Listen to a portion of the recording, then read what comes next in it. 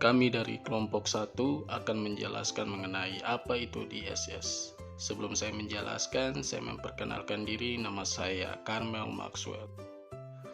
DSS, sistem pendukung keputusan, adalah sistem terkomputerisasi yang mendukung pengambilan keputusan dalam organisasi. DSS dirancang untuk mengatasi masalah tertentu dengan memproses data dalam jumlah besar dan menyajikan wawasan yang komprehensif, memberdayakan pengambilan keputusan dan penyelesaian masalah. DSS dapat digunakan untuk membantu merencanakan tingkat produksi, melacak tingkat inventaris, membuat keputusan secara otomatis, dan banyak lagi. Keuntungan DSS mencakup kecepatan, efisien, otomatisasi, kemampuan beradaptasi, dan kemampuan untuk membantu organisasi membuat keputusan yang lebih baik, menghemat waktu dan uang, serta meningkatkan kinerja mereka. Sistem pendukung keputusan sebagai aplikasi program komputer yang digunakan untuk meningkatkan kemampuan pengambilan keputusan perusahaan. Sistem pendukung keputusan menyatukan data dan pengetahuan dari berbagai bidang dan sumber untuk memberikan informasi kepada pengguna di luar laporan dan ringkasan biasa. Hal ini dimaksudkan untuk membantu masyarakat mengambil keputusan yang tepat. Informasi umum yang mungkin dikumpulkan dan disajikan oleh aplikasi pendukung keputusan meliputi hal berikut.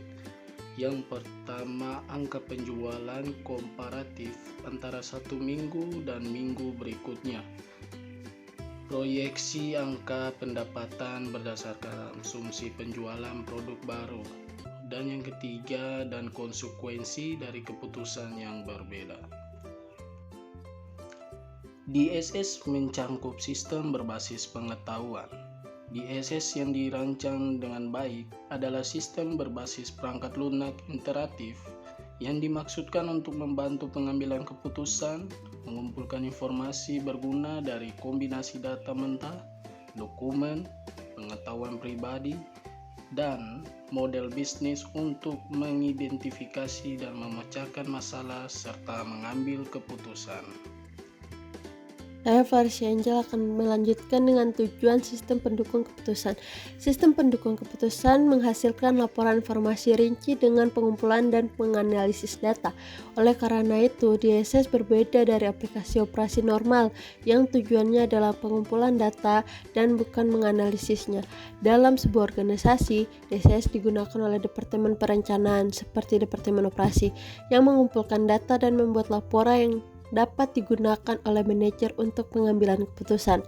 Terutama DSS digunakan dalam proyeksi penjualan untuk data terkait investasi dan operasi.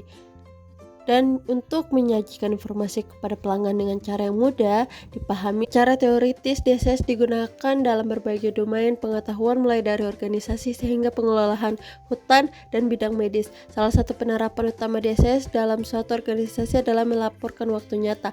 Hal ini bisa membantu organisasi yang mengambil bagian dalam manajemen inventaris just in time atau JNT. Dalam sistem inventaris JNT, organisasi memerlukan data yang real time dari tingkat inventaris mereka untuk melakukan pemesanan tepat pada waktunya untuk mencegah penundaan produksi dan menyebabkan efek domino negatif.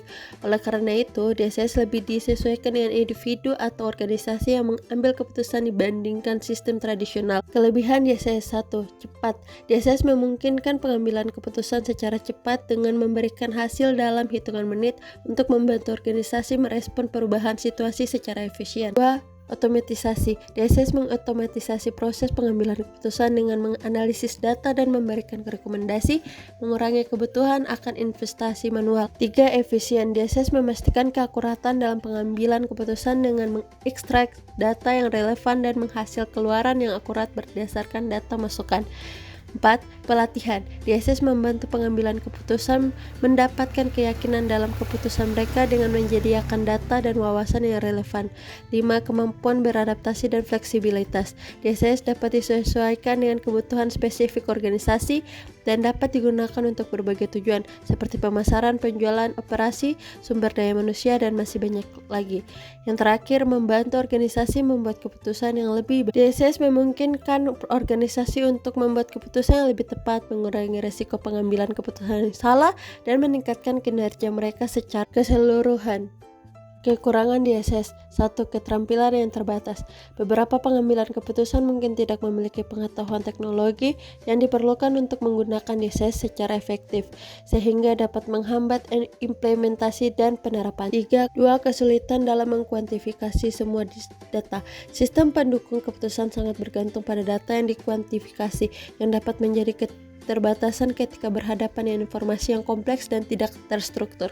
3. Tidak menyadari asumsi. Sistem pendukung keputusan mungkin tidak menyadari asumsi berdasar yang dibuat selama proses pengambilan keputusan, yang dapat menyebabkan hasil yang biasa atau tidak akurat. 4. Kegagalan desain sistem.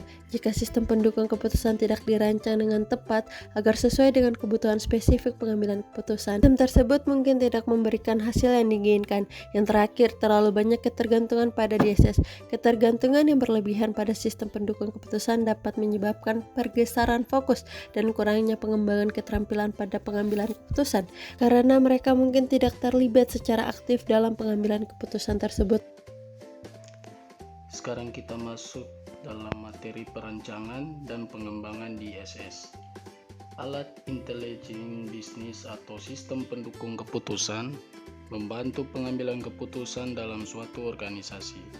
DSS yang efektif memberi Anda analisis data yang tidak berpihak, pemantauan waktu nyata, dan pelaporan yang kaya, membantu Anda membuat keputusan yang tepat dalam rentang waktu sesingkat mungkin. DSS dirancang dengan cermat, memanfaatkan model analitis, berbagai alat statik dan ekonometrik, dan tentu saja kecerdasan dan wawasan manusia untuk mendukung pengambilan keputusan. Hal ini membuktikan pentingnya teknologi, metodologi, dan pendekatan di balik perancangan dan pengembangan sistem pendukung keputusan. Sebagai pengambil keputusan, Anda harus sangat berhati-hati dalam memilih teknologi DSS dan metodologi pengembangannya. Anda perlu menguasai dasar-dasarnya dengan benar untuk mendapatkan alat yang Anda untuk mendukung beragam kebutuhan informasi dan pengambilan keputusan.